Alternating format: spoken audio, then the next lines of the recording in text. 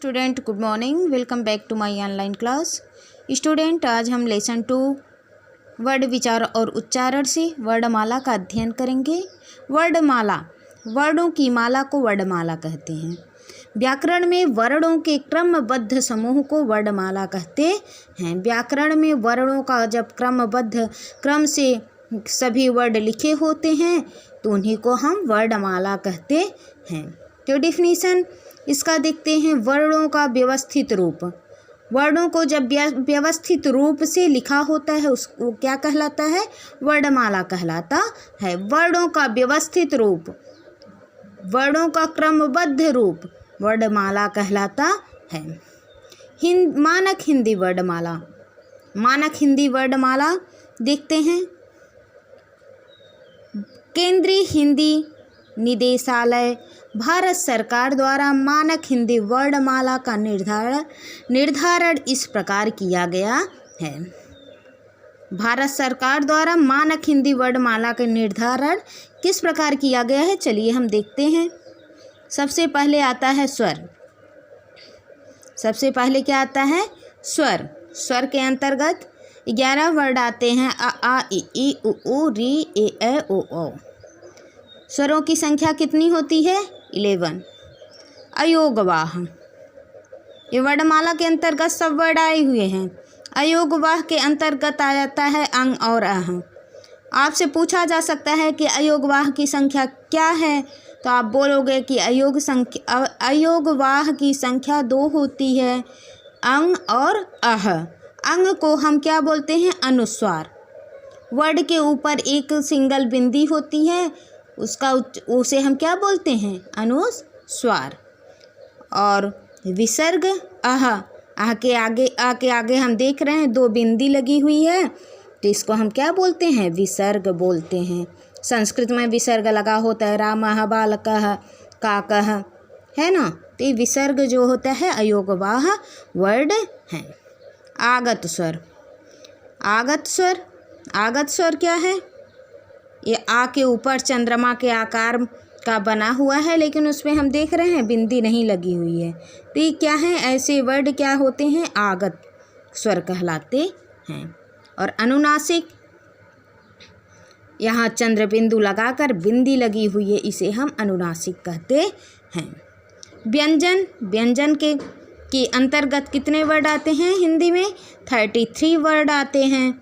क वर्ग के अंतर्गत 5 वर्ड, च वर्ग के अंतर्गत 5 वर्ड, ट वर्ग के अंतर्गत 5 वर्ड, त वर्ग के अंतर्गत 5 वर्ड आते हैं, प वर्ग के अंतर्गत 5 वर्ड आते हैं। क वर्ग के अंतर्गत कौन कौन से वर्ड आते हैं? क ख ग घ अंगा। च वर्ग के अंतर्गत च छ ज झ इया। ट वर्ग के अंतर्गत ट ठ ड ढ आड़ा। त वर्ग के अंतर्गत कौन कौन से वर्ड? तथा दधा ना।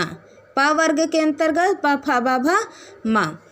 तो आगे हम देखते हैं यार अलावा आता है, इसे हम अंत्यस्थ व्यंजन कहते हैं। यार अलावा को कौन सा व्यंजन कहते हैं? अंतस्थ व्यंजन। बड़ा सा, खटकोड़ सा, दंत सा, ह को ऊष्म व्यंजन कहते हैं। तीनों स और ह को ऊष्म व्यंजन कहते हैं। संयुक्त व्यंजन के अंतर्गत 4 वर्ड आते हैं। छत्रंग्या स्र, छत्रंग्या स्र। छ किससे बनकर बना? आधा क और खटकोड़ वाले स से मिलकर छ बना। आधा त और र मिलकर क्या बना? त्र। आधा ज और य मिलकर ज्ञ बना है स्र स। आधा स बड़ा वाला आधा स रहेगा और र मिलकर क्या बना? स्र। एक संयुक्त व्यंजन क्या है? 4 है। कौन कौन से? छत्रंग्या स्व। आगत ध्वनियाँ ज और फ, ये बिंदी लगी हुई है ज के आगे फ के अंदर नीचे, तो ये सब क्या है? आगत ध्वनियाँ हैं। हिंदी वर्णमाला में उच्चारण के आधार पर वर्णों के दो भेद किए गए हैं। वर्ड के कितने भेद? वर्ड के 2 भेद होते हैं, स्वर और व्यंजन। तो स्वर किसे कहते हैं? जिन वर्णों का उच्चारण दूसरे वर्णों की सहायता के बिना होता है। जिन वर्णों का उच्चारण दूसरे वर्णों की सहायता न लिया जाता हो, जिन वर्णों को उच्चारण करते समय हमें किसी की ज़रूरत नहीं पड़ती, उसे हम क्या कहते हैं? स्वर कहते हैं। इनका उच्चारण करते समय मुख से वायु बिना किसी रुकावट से निकलती है। उच्चारण के समय जिह्वा इतना ऊपर नीचे नहीं होती। मुख से निकलने वाली वायु का रास्ता कैसे होता है? रास्ता रुक सके, इतना ऊपर नीचे नहीं होता कि वायु निकलने का रास्ता रुक सके।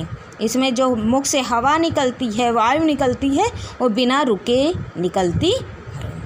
हिंदी के स्वर हैं, पहले भी बताया गया, अ आ इ ई उ ऊ री ए ऐ ओ औ। हिंदी में स्वरों की संख्या 11 होती है, मोस्ट इम्पॉर्टेंट है। स्वर के भेद, उच्चारण में लगने वाले समय के आधार पर स्वरों के 3 भेद हैं। समय के आधार पर स्वर के कितने भेद? 3 भेद। कौन कौन से? ह्रस्व स्वर, दीर्घ स्वर और प्लुत स्वर। ह्रस्व मीन्स छोटा, दीर्घ मीन्स बड़ा और प्लुत मीन्स दीर्घ से भी बड़ा जो हो।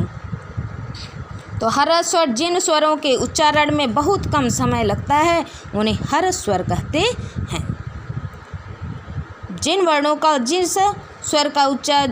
जिस स्वर वर्ण का उच्चारण करते समय बहुत कम समय लगे उन्हें क्या कहते हैं? ह्रस्व स्वर कहते हैं। तो हिंदी के ह्रस्व स्वर कौन कौन से हैं? ह्रस्व स्वर के अंतर्गत 4 वर्ड आते हैं, आ ई उ री। आपसे पूछा जा सकता है कि ह्रस्व स्वर के अंतर्गत कौन कौन से वर्ड आते हैं, ह्रस्व स्वर की संख्या कितनी होती है? तो आप बताएंगे कि ह्रस्व स्वर के अंतर्गत 4 वर्ड आते हैं। कौन कौन से हैं? आ ई उ री। दीर्घ स्वर, जिन स्वर के उच्चारण में ह्रस्व स्वर से 2 गुना समय लगता है।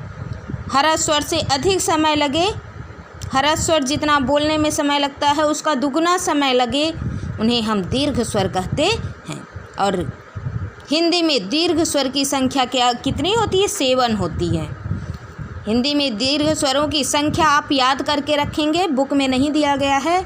हिंदी में दीर्घ स्वरों की संख्या 7 होती है। बड़ा आ, बड़ा ई, बड़ा उ, ए ऐ ओ औ।